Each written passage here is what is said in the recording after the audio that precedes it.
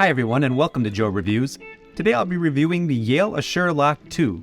I have two of these locks installed in my house and have been using them for about 2 months. I'll go over some of the basic features of the locks, what I like about them and don't like about them, and by the end hopefully you'll be able to decide if they're worthy of their $260 price tag. I'll briefly cover installation as I didn't install them. When I bought them, I had Best Buy Total Tech, so installation was covered under that. I will say it went pretty quick, about 40-45 minutes to install both locks. That includes removing my old lock, physically installing the new lock, setting up the lock in the app, and setting up in Apple HomeKit. Now the guys that came out from Best Buy to install this had installed this type of lock a number of times before.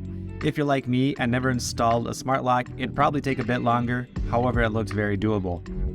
This lock comes in two main options: Bluetooth only model for $180 or Bluetooth and Wi-Fi for $260. Each model can be ordered with a key or key-free option, touchscreen or keypad option, as well as 3 different colors: black suede, bronze, and satin nickel.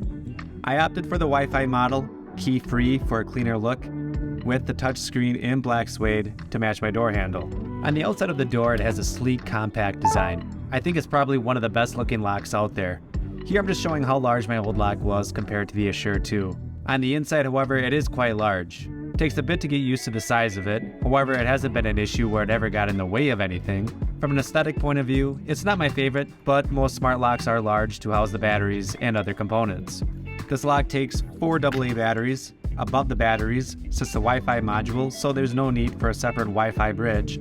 Yale says with typical use you can expect about 3 months of battery life before needing to change the batteries.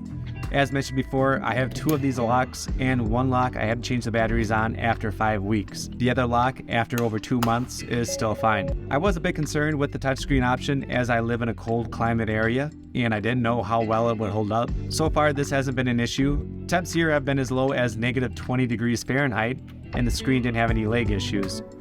One of the reasons I wanted this lock was for the lighted keypad. I really needed that as it's pitch black when I come home from work.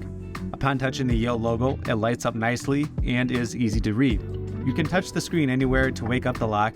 However, just touching anywhere but the Yale logo requires multiple touches to wake it up versus just once for the Yale logo. One thing I want to cover quickly before moving on to the smart things of the door lock is a key component of this lock called door sense. This is how the lock is able to tell if the door is open or if it's shut. You have 2 options for door sense. You can either install this small module on the door frame inside your house. This is the easier install option, as you can just tape it to the door frame and then install 2 small screws to keep it in place. However, it doesn't provide a very clean look, and the one thing I didn't understand is why they made it white. Of the 3 different color options available for the door lock, none of them are white. So no matter what color option you choose, this DoorSense module will not match the color of your lock. It's a small detail, yet I think with this module being white, it can stick out if you have a darker door frame, as is in my case. For this reason, I opted for option 2, which involves drilling a hole with a spade bit above the strike plate to install the other DoorSense module, which looks like a small, flat, circular disc. It's a bit tougher to install, but then you don't have the white DoorSense module sticking out on your door frame. Moving on to the Yale app, I found it simple to use and easy to learn. There are 4 main tabs to browse. On the main screen, you'll see your locks. Just swipe to see each one. They show 3 different statuses: door closed and locked, door closed and unlocked, and door open and unlocked. By simply tapping on the status circle, you can either lock or unlock the door. There's a tab that shows all activity based on user. This shows who's locking and who's unlocking the door. For times you use the keypad to unlock the door, it'll just show the door was locked or unlocked manually.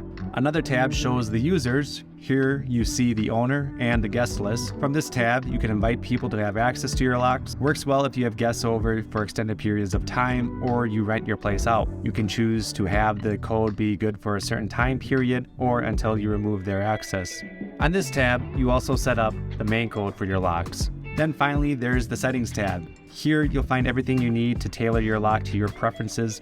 You can set up auto unlock and auto lock features, more on that in a minute. You can set up door ajar timing, where you get sent a notification if your door is open for longer than a period of time of your choosing. For instance, if I left the house to run to my car to get groceries and then I'm outside talking on the phone, I'll get a notification after a couple minutes that the door is open. You can create other alerts, or as the app calls them, smart alerts, such as when a specific user unlocks or locks the door, if the door is locked or unlocked manually, and a couple other options. The auto unlock feature I think most people would benefit from, but not in my case, which I'll cover. If you set this feature up, you need to enable location tracking at all times. The lock detects as you approach via Bluetooth, and as the name suggests, automatically unlocks. In my use, this feature works pretty well. It usually unlocks when I'm within 10 feet of the door. Since I have two doors next to each other, one to enter my home and the other the garage, this feature doesn't work the best for me, as I don't want both doors unlocking when I arrive home, since sometimes I go to the garage and sometimes I use the main door.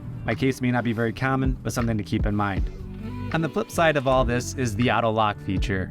This feature is set up on a timer where it will lock your door after it has been unlocked within a time you specify. For example, I can set it to lock within 10 seconds of it being unlocked, or as long as 30 minutes after.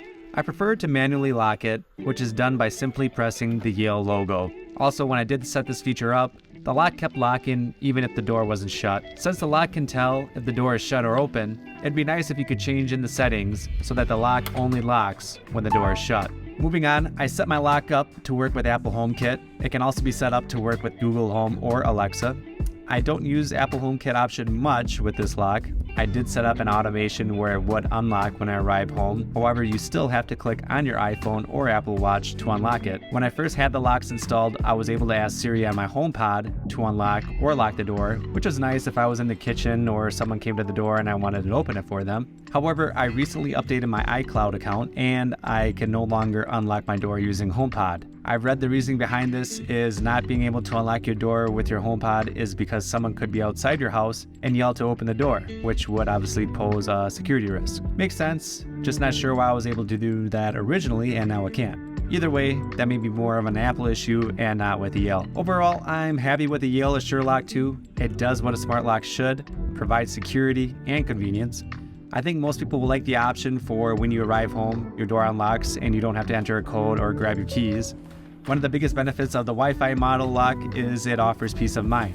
You don't need to ask yourself if you locked the door after leaving the house. Being able to quickly get an answer to that question from anywhere feels great. I think the touchscreen could be improved to the point where it works more like a phone. You touch it anywhere once and it wakes up. The lock is a bit more on the expensive side, but offers a lot of features and customizable options. For $260, do you think this lock provides enough value to warrant its price tag? Let me know in the comments, and please hit the like and subscribe button. Thank you for watching.